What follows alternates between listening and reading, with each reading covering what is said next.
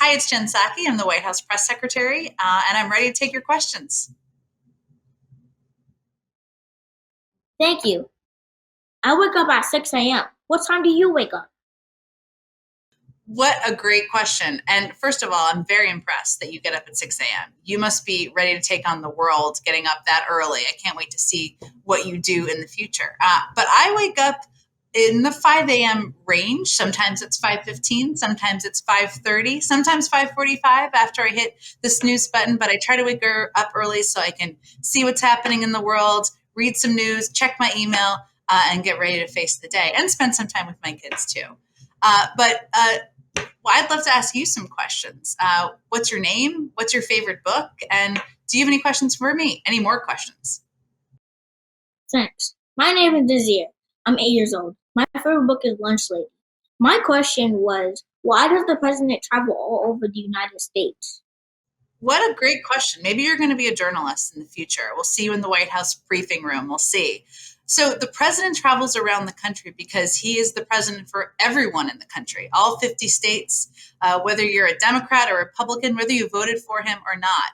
And to him, it's really important to have that engagement with people. Tell them what he's fighting for, why he's trying to make their lives better, whether it's kids your age or whether it's adults or even your grandparents.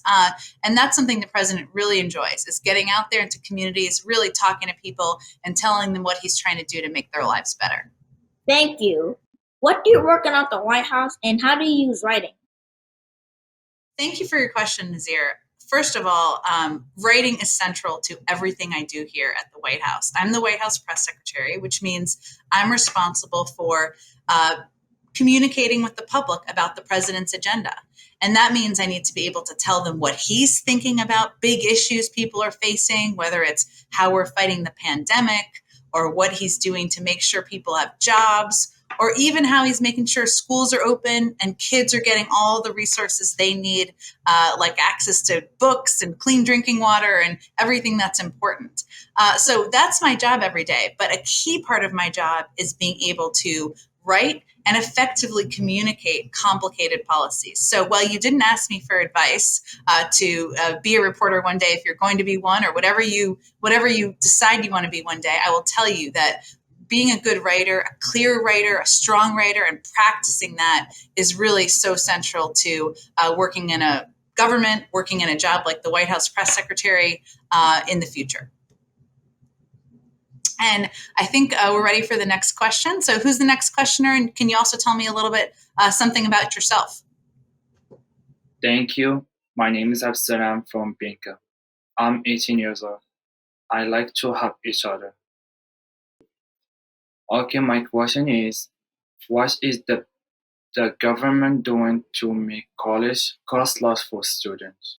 Thank you, Abdesallam, for your question. And I will tell you, first, the president is married to a community college professor. And so his view is there's almost nothing more important than making college more affordable and accessible to more people in this country, because that's the way that people are going to be able to advance and feel in all sorts of industries they're interested in. That's how we're going to make our country more competitive. And it just has huge advantages for families across the country. So a couple of the steps he's taking are, one, he wants to make he has proposed increasing Pell Grants, increasing the amount of money that students who are trying to go to college can get access to. He also really wants to make community college more affordable and accessible and even free for people across the country. That's something we're still working to achieve. And he knows that's a way that a lot of people who may not have access to college can go to college. But really, he wants to make sure kids know maybe they're the first in their family who might be thinking about going to college. Maybe they don't even think it's possible for them, that it is possible. And he wants to keep pushing in government, working with Congress to make sure it's accessible, affordable, and going to college can be a reality for people across the country. Thank you. In your experience in government, what is the best way to apologize for an honest mistake? Thank you. Abdesallam, what a great and thoughtful question. And what I can tell you from the time I've spent in my career is that we all mess up sometimes. I mess up sometimes, the president messes up, the vice president messes up, the first lady messes up. And the most important thing you can do is to learn from your mistakes, make different choices next time, better choices next time sometimes. And the president always tells us that if you mess up, fess up. And what he means by that is acknowledge your mistake, explain how you're going to fix it or what you're going to do better the next time. And you can do that in writing, as you said, or sometimes you do it verbally. But what I've learned is not to be too hard on myself, but to learn from times I make mistakes and hopefully do it better the next time. Well, thank you for your question. And I think we're ready for some more questions. Who has the next one? Hi there, my name is Justis, and I'm an author. As for my first question, it is, how has the importance of your position changed since the pandemic? Well, Justice, first, I love that you started your question by saying I'm an author. And that's taken a lot of people, myself included, time to own who you are and who you want to be. So I love that you started it that way. And I can't wait to see and read what you write as an author. But I would say the way that my job has changed since the pandemic started, I think in part is it is really emphasized the importance of accurate information, truthful information being out there for the public. Because for a long period of time, the public has now for over a year and a half has really been relying on information from the government so they can know what they should be doing to protect themselves, protect their loved ones, protect friends and neighbors. And we need to make sure that we are building the trust in the public that they know they can rely on the information coming from us. And that also means that sometimes we have to say things that aren't always happy, aren't always pleasant, but it is honest, it is direct, and people know that they can trust the information they're receiving from us. So I think the pandemic has really emphasized the need for that and the need for accurate information coming from the federal government and from people across the country are really relying on for that. That's nice to hear. My next question is, how have you been personally changed since taking this position? Okay, how have I been personally changed by this job? Another very thoughtful question. One of the things I've really reflected on when I've been in this job is the importance of, as a professional communicator, really deeply understanding what you're talking about.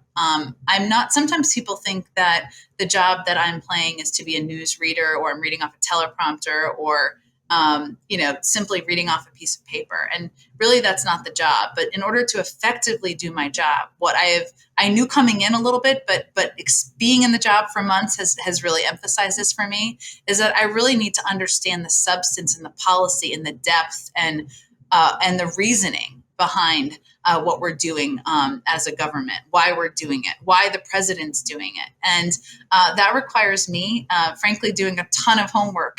I don't know if there's another word for it, when I'm not doing the press briefing every day. A lot of my work happens when I'm not doing the press briefing, is really digging in and understanding and educating myself so I can be a better communicator and more effective as I communicate to the public.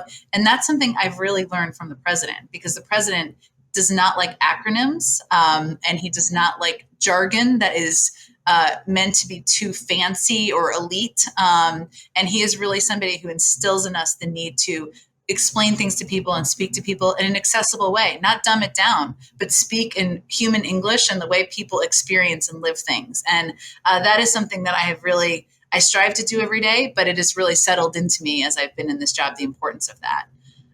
So thank you again, Justice, for your questions. I have time for one more set of questions. So I'll look forward to hearing from the next person, and tell me a little bit of something about yourself as well.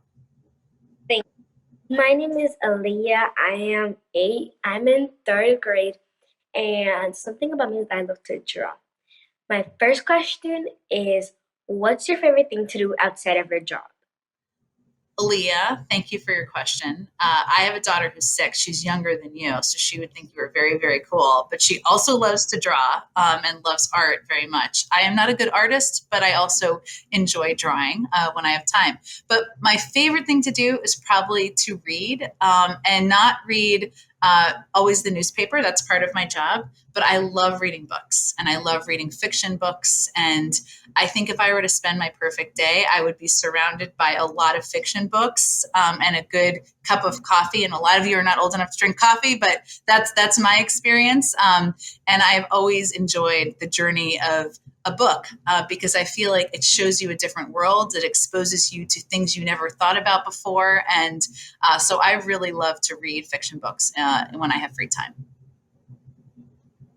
And I think I have time for one more question, Alia, from you. Thank you.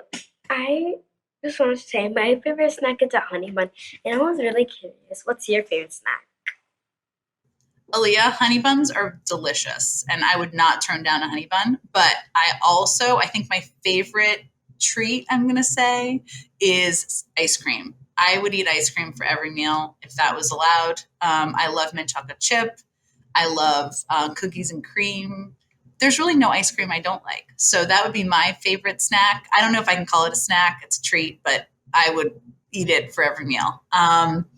And thank you for your question too. Great questions, Alia, from you as well. Well, with that, I want to thank you, and I want to turn it back to Jessica Drench, the Executive Director of 826 Boston.